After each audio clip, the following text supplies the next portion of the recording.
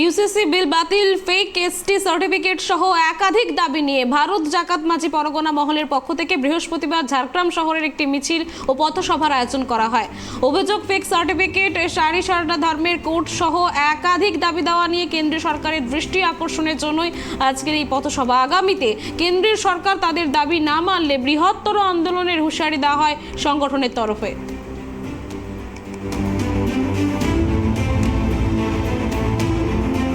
মিছিলটা আমাদের আজকে যে মিছিলটা ভারতীয় জাকাত মাঝি পরগনা মহলের পক্ষ থেকে বিক্ষোভ সমাবেশে যে মিছিলটা আয়োজন করা হয়েছে কেন্দ্র সরকারের ইউসিসি বিলের বিরুদ্ধে, ফেক সার্টিফিকেটের বিরুদ্ধে এবং সারি ধর্ম কোড দিতে হবে।